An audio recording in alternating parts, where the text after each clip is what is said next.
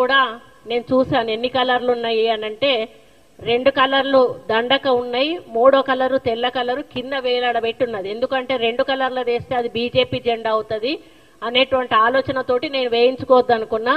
అక్క మీరు వద్దంటారని కింద తెల్లది కూడా నేను అటాచ్ చేశానని చెప్పి వేయడం జరిగింది. ఇది ఆ దండ, ఇది ఒక జాతీయ పతాకానికి సంబంధించిన కలర్ ఇది. అదేవిధంగా ఈ నూలు అనేది మరి వాళ్ళ వృత్తికి సంబంధించింది, చేనేత కార్మికుల వృత్తికి సంబంధించింది, చాలా పవిత్రమైనది. దీనిలో అంటే ఒక పెళ్లికి సంబంధించిన విశిష్టత ఇందులో ఏమీ లేదు. ఇది ఈ నూలు అనేది లేకపోతే ఈరోజు మన మానాలు అనేటివి ఉండేటివి కావు. ఈరోజు మనం అందరం బట్టగట్టుకొని తిరుగుతూ ఉన్నామంటే కేవలం ఈ నూలు వల్ల, చేనేత కార్మికులు నేస్తున్న నేత బట్ట వల్ల అనేది మనం అందరం కూడా గుర్తించాల్సిన అవసరం ఉన్నది. నా బాధ ఏంటంటే ఒక మహిళగా నన్ను చాలా అసహ్యంగా ఈ విధంగా పోస్ట్ పెట్టి సోషల్ మీడియాలో చాలా దురదృష్టకరమైన, చాలా ఇబ్బందికరమైన పోస్ట్ పెట్టి ఈ ఫోటోను పెట్టి వీళ్ళకు షాదీ ముబారక్ ఎవరిచ్చారు అని చెప్పి ఒక అక్రమమైన మాటగా దాన్ని చిత్రీకరించి చాలా అవమానపరచడం నాకు చాలా బాధను కలిగిస్తా ఉంది. నిన్నటి నుంచి కూడా నేను అన్నం తినలేదు, నిద్రపోలేదు. ఒక మహిళగా ఈరోజు వాళ్ళ ఇంట్లో తల్లులు ఉన్నారు, చెల్లెళ్ళు ఉన్నారు, బిడ్డలు ఉన్నారు. టీఆర్ఎస్ వాళ్ళందరూ కూడా ఈరోజు కొంత గ్యాంగ్ను ఏర్పాటు చేసుకొని ఈరోజు వాళ్ళ అధికారం పోయిన పిచ్చిలో ఏం చేస్తున్నారో అర్థం కాకుండా ఒకసారి సీతక్క మీద ట్రోలింగ్ చేశారు, ఒక గిరిజన మహిళను పెట్టుకొని పొన్నం ప్రభాకర్ తోటి, ఇంకోసారి మేయర్ విజయలక్ష్మి గారిని ట్రోల్ చేశారు అక్కడ బోనాల పండుగ దగ్గర.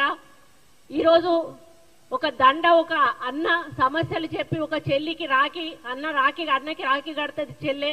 అదే పద్ధతిలో ఒక అన్న, అది పూలదండ కూడా కాదు, పూలదండ వేసుకుంటే తప్పు, నేను ఎక్కడ కూడా పూలదండలు వేసుకోను. శాలువాలు కప్పితే తప్పు కాదు, నూలు దండ వేస్తే అసలు కూడా తప్పు కాదు. దాన్ని ఈ విధంగా చిత్రీకరించి మానసికంగా నిన్నటి నుంచి నేను ఆవేదనతో ఉన్నాను. ఆ ఆవేదనను అర్థం చేసుకున్నమ్మా పద్మశాలి కుటుంబ సభ్యులందరూ కూడా వచ్చి ఇక్కడ ప్రెస్ మీట్ పెట్టి సోషల్ మీడియా మీద దౌర్జన్యం చేస్తా ఉన్నారు. అటువంటి సోషల్ మీడియాను నిరసిస్తూ ఒక ప్రజాస్వామ్య పద్ధతిలో వాళ్ళెళ్ళి టీఆర్ఎస్ భవన్ ముందు social media, BRS social media అని దహనం చేస్తా ఉంటే రాక్షసుల్లాగా లోపల నుంచి వచ్చి తిరిగి మా వ్యక్తుల మీదనే దండయాత్ర చేశారు. మా వాళ్ళు లోపలికి వెళ్ళలేదు, కేవలం రోడ్డు మీద బయట చేస్తున్న కార్యక్రమాన్ని వాళ్ళు వచ్చి మీద పడి కొట్టడం జరిగింది. అంటే ఎంత దార్శికం చేస్తా ఉన్నారో ఈరోజు అర్థమవుతా ఉంది.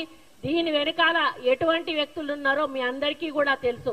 ఈరోజు 10 సంవత్సరాల అధికారం తర్వాత అధికారం కోల్పోయి పిచ్చి పట్టి మరి ఏం చేస్తున్నారో అర్థం కాకుండా దుర్మార్గమైనటువంటి ప్రచారాలు సోషల్ మీడియా ద్వారా చేసి అసలు అంటే చెప్పలేని విధంగా అభ్యంతరకరమైనటువంటి వ్యాఖ్యలు చేస్తూ ఆ ఫోటోలు పెడుతూ ఆ విధానం ఏదైతే ఉందో మరి చాలా బాధ కలిగిస్తా ఉంది. నేను అదే అడుగుతా ఉన్నాను కేటీఆర్ని, అయ్యా నీ చెల్లె మొన్నటి వరకు కూడా జైల్లోకి పోయి వచ్చింది, నీ చెల్లె జైలుకు పోతే నీకు ఎంత బాధ ఉందో నీకు తెలీదా?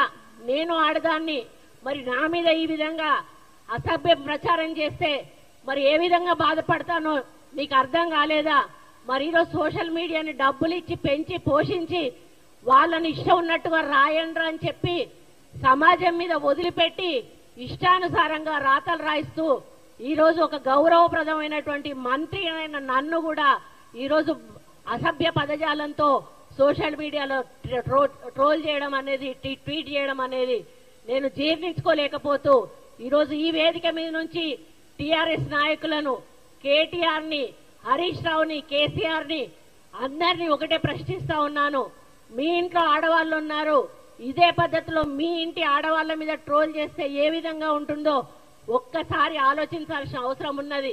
మీరు 10 సంవత్సరాలు మంత్రులుగా ఉన్నారు, అధికారంలో ఉన్నారు, మహిళలకు గౌరవం ఇవ్వాల్సిన అవసరం మీకున్నది.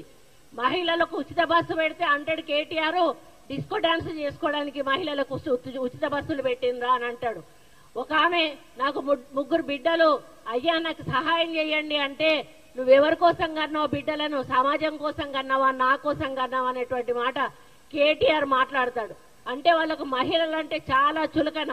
నేను వాళ్ళ పార్టీలో మంత్రిగా ఉన్న మన ఎమ్మెల్యేగా ఉన్నప్పుడు ఒక్క మహిళా మంత్రిని కూడా ఇవ్వలేదు. అంటే ఇవ్వాల్సి వస్తే నాకు ఇవ్వాల్సి వస్తుంది, మరి ఆమె కొంచెం ఎక్కువ మాట్లాడుతుంది కాబట్టి ఆమెకి ఇవ్వద్దు అన్నటువంటి ఆలోచనతోటి నాకు మంత్రి పదవి కూడా ఆ రోజు ఇవ్వలేదు. ఇవ్వకపోయినా కూడా నేను ఏ రోజు కూడా మాట్లాడలేదు.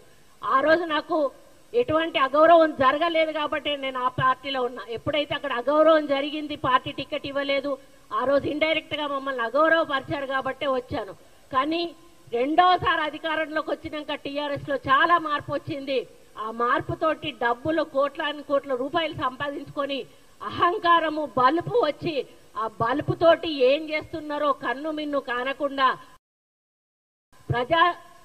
ప్రజల సొమ్మంతా కోట్ల రూపాయలు దండుకొని ఈరోజు ఒకటేసారి అధికారం పోగానే పిచ్చి పట్టి ఈరోజు బజార్లో మనుషుల కన్నా అధ్వానం, పశువుల కన్నా అధ్వానం. పశువుల కన్నా కొంత నీతి నియమం ఉంటది కానీ ఈరోజు ఆ నీతి నియమాలు మరిచి పశువుల కంటే అధ్వానంగా ఈరోజు పోస్టులు పెట్టిస్తూ మరి మాలాంటి వాళ్ళని అవమానపరుస్తున్న కబడ్దారని చెప్తా ఉన్నాను. ఇక ముందు మీ సోషల్ మీడియాలో ఇట్లాంటి పోస్టులు పెడితే క్షమించేది లేదు అని కూడా చెప్తా ఉన్నాను. మా కార్యకర్తలను కొట్టినందుకు మూల్యం కూడా చెల్లించుకోవాల్సిన అవసరం ఏర్పడుతుందని కూడా చెప్తా ఉన్నాను.